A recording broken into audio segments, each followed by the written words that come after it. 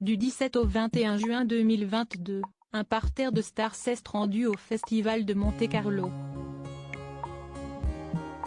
Lundi 20 juin 2022, Jean Reno a participé à la conférence de presse de la série Toutes ces choses qu'on ne s'est pas dites, basée sur le roman à succès de Marc Lévy.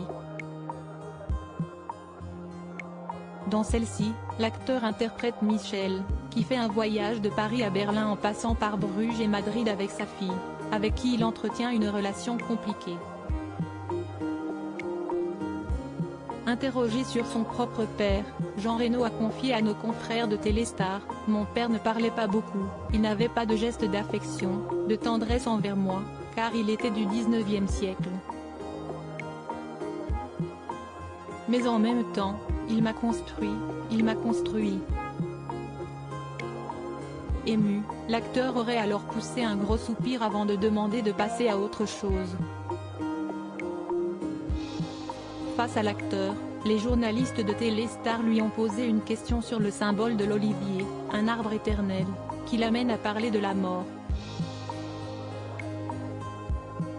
De nouveau, Jean Reno a dû s'interrompre, trop ému pour répondre. L'acteur a rarement évoqué son père dans les médias. En avril 2014, dans l'émission La Parenthèse Inattendue, sur France 2, il avait révélé avoir toujours su qu'il voulait être acteur. « Je voulais être d'autre que moi », avait-il déclaré. Avec émotion, il avait expliqué: « Je peux pas en parler à mon père, il va dire tais-toi ». Pour lui, c'était difficile de gérer les gens qu'on voyait à la télé. Ces gens pouvaient pas faire partie de sa famille. Pas son fils. Je suppose qu'il me dévalorisait.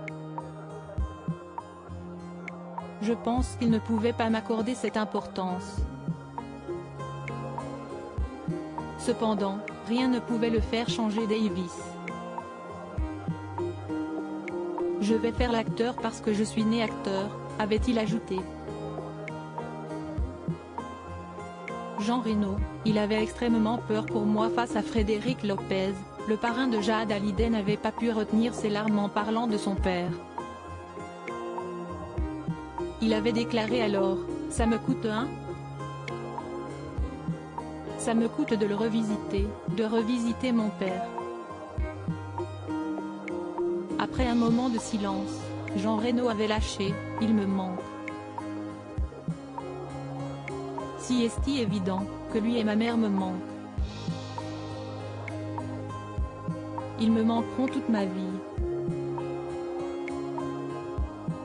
Je ne pouvais pas dire avec mon père, il avait extrêmement peur pour moi. Et puis ma détermination ne s'appuyait sur rien. Une fois que si dit ça fait du bien.